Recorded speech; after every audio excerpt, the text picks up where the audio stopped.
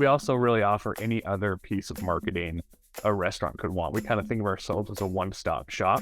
So restaurants can do all their marketing in one place. So that includes flyers, takeout menus, table tents, tabletop inserts, those big sandwich boards you see outside, business cards, punch cards, loyalty cards, online menus. We even do like little simple restaurant websites.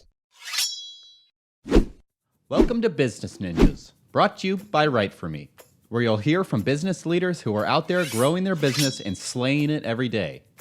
Learn from the masters. Let's get started.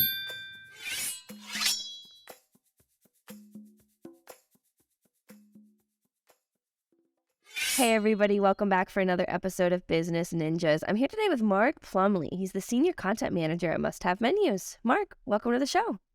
Hey, Kelsey, thanks for having me. First ever time doing a podcast, so pretty excited. Yeah. Ready to chop it up. Yeah, exciting.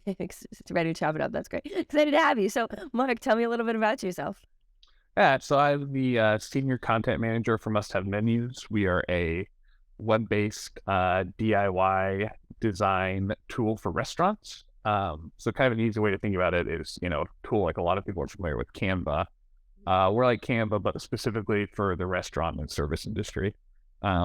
So we have a massive template library. I think at this point we're up to 24,000 templates that restaurants can choose from, and then they customize with their own information or own photos or whatever. And then we also have professional printing. So it basically is just trying to democratize design for restaurants. So really any restaurant can have a nice professional brand. Wow, that's fantastic. So talk to me a little bit more about MustHaveMenus. Do they use it only for menus? Is it for flyers? Talk to me about that. Yeah, that is a great question. So menus is the main thing we offer, hence the name, because that's kind of really the most important piece of a restaurant's branding and marketing. Everything starts with the menu and then kind of goes out from there. But yes, we also really offer any other piece of marketing a restaurant could want. We kind of think of ourselves as a one-stop shop. So restaurants can do all their marketing in one place. So that includes flyers, takeout menus, table tents, tabletop inserts, those big sandwich boards you see outside, business cards, punch cards, loyalty cards, online menus. We even do like little simple restaurant websites, QR codes. So really anything you need to market your restaurant, but more specifically, our expertise is in the print realm. Oh, that's so fascinating. So it sounds like digital and then also like physical as well. Yeah, so digital is something we pivoted into a little bit at the start of COVID. It's certainly not our bread and butter, but it was nice to offer a QR code solution for our restaurants right at that time. And now kind of a big value add of ours there is not so many. I'm sure it's actually not a very high percentage, but we have a bunch of templates with specific areas for the customer to put a QR code in. Oh, okay. So it kind of shows them like, okay, this is the best practices. Maybe try to put it at the top right of your menu, or put it this big in the middle of the sandwich board, because people are always doing stuff too small. So that is, we try to really integrate our print marketing with what people would be doing with their digital marketing. That's really interesting. So what would you say the biggest problem that your clients have before they start working with MustHaveMenus? Is it just, overall design? Talk to me a little bit about that. Yeah, so we generally work with like a lot of mom and pop shops. Obviously the bigger restaurant chains are going to have their own graphic designer, but graphic designers are expensive, and so a lot of people can't afford them. Obviously, restaurants already work on a bit of a shoestring budget.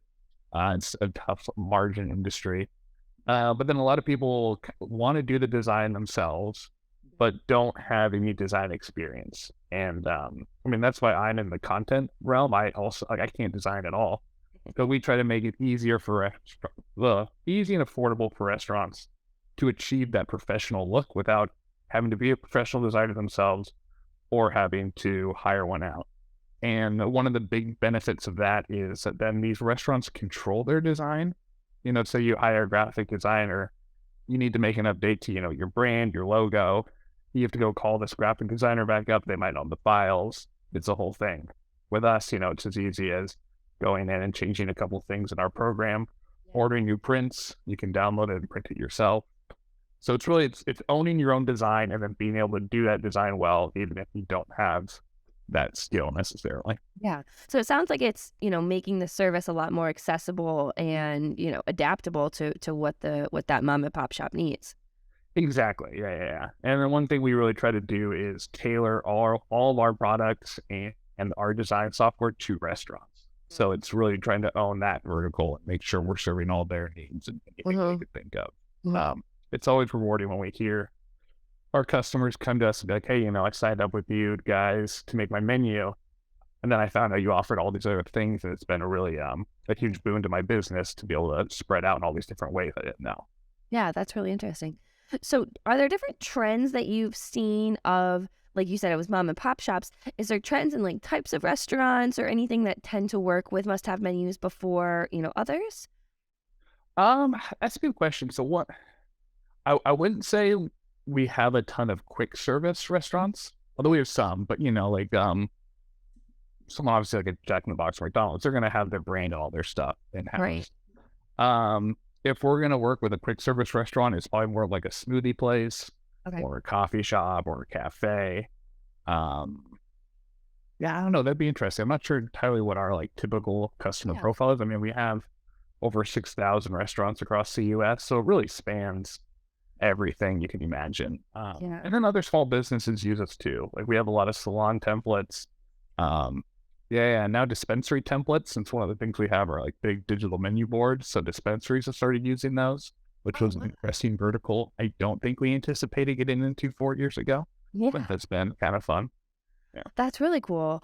Wow, I never even thought of like hair or, dispensaries. Or now you've got me thinking like, I imagine like breweries could probably even use must-have menus. Yeah, we absolutely have breweries that use us. Yeah, I've never been to a salon myself, so I did not know that they use menus, but yes, they do apparently use menus there. That's Yeah. funny. That's funny. That's really interesting. So, kind of when somebody starts to work with must-have menus, what does that look like? You mentioned they've got to, like sign up. Walk me through the process and, how quick is it for them to be able to turn around with a menu? Yeah, well, it depends on a couple of factors. So we offer a good chunk of probably I think it's like now 20% of our templates are for free. So a customer can find them on the internet, customize the template for free. How long that takes really depends. If they have an extensive menu, obviously they have to plug in all their menu data, all the prices, menu items. That doesn't take that long. It's we've been constantly tweaking the program to make it as easy as possible. So they could do that in 30 minutes.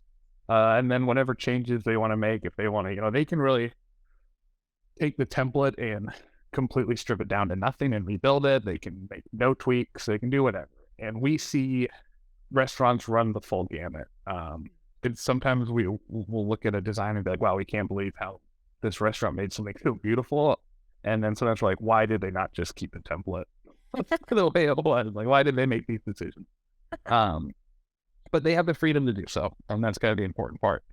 And then they're like prompted to sign up for our free plan. But if they want to then go to paid pro, which they have then all the features, all the templates, I believe now it's $25 a month. It's been kind of shifting, but it's a very quick process to sign up. So, I mean, depending on how much they want to customize it, they can have their menu done in 30 minutes. They can keep tweaking it and work on it for hours, kind of up to them. Yeah, really interesting. What would you say, kind of pivoting a little bit, what would you say the biggest misconception either about must-have menus or about, design or your role specifically in must-have menus? What would you say the biggest misconception that you often hear is? Well, the biggest misconception with my role would be, and so I've been with the company for 4 years. I started as their marketing writer. I've just slowly moved up to now senior content manager. But the biggest misconception with my role among friends and loved ones is that I write menus, which I do not write the menus. The customers write the menus.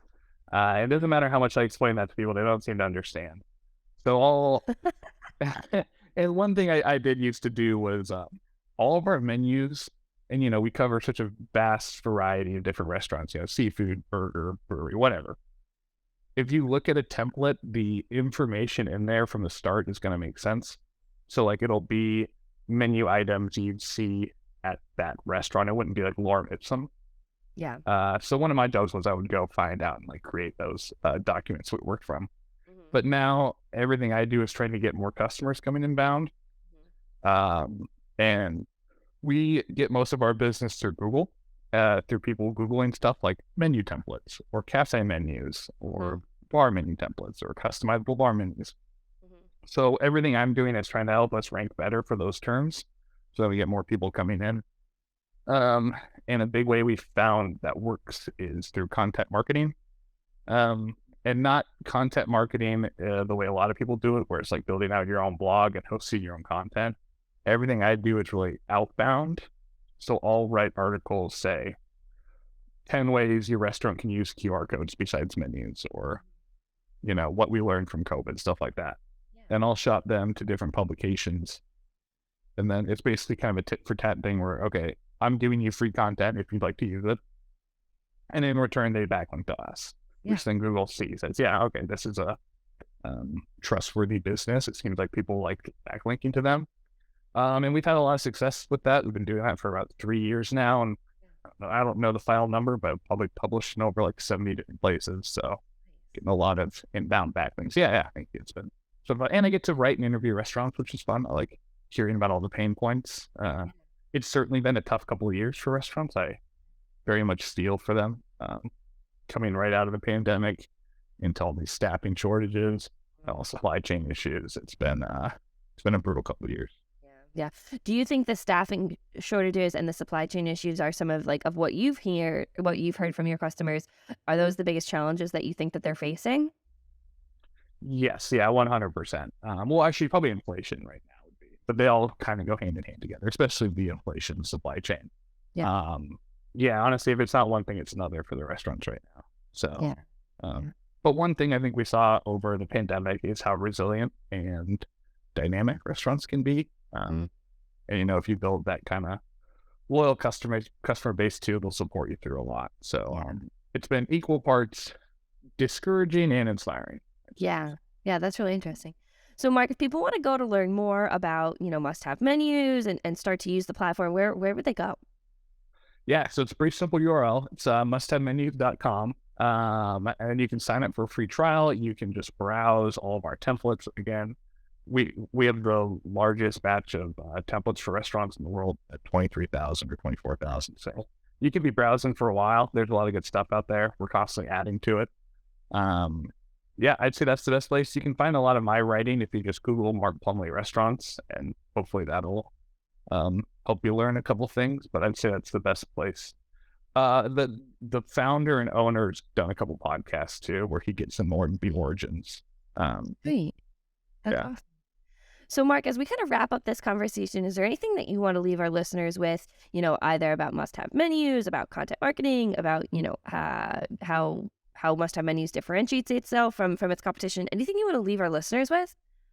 Yeah, I guess I'll just say that, any restaurant, no matter how kind of busy or strapped for cash, you can have that professional design. And I think nowadays, with there being so much competition out there and digital marketing being so important, it's really important to stand out with your brand and have a consistent brand. And that's another thing Must Have Menus tries to help with, is like matching menu set. So say you get your dine-in menu, there's a matching template for takeout, for table 10, stuff like that. So just having a consistent brand. It's not not the right word. It's not, it's kind of a must. I think a lot of people, it's a common saying, like the first thing to go is marketing, which as someone in marketing, I totally understand. But it is really important for these restaurants to have that brand that separates themselves and have that consistency. So if you're looking for that, check out Must Have Menus, because we make it easy and affordable. That's fantastic. Well, Mark, this has been a great conversation. I really appreciate you taking the time to break down, the digital marketing of Must Have Menus, talking a little bit about the importance of content marketing and, just Must Have Menus overall as a company. I think this was a great episode, and I really appreciate you taking the time to be on Business Ninjas today. Yeah. Thanks so much, Kelsey. That was super fun. Appreciate it.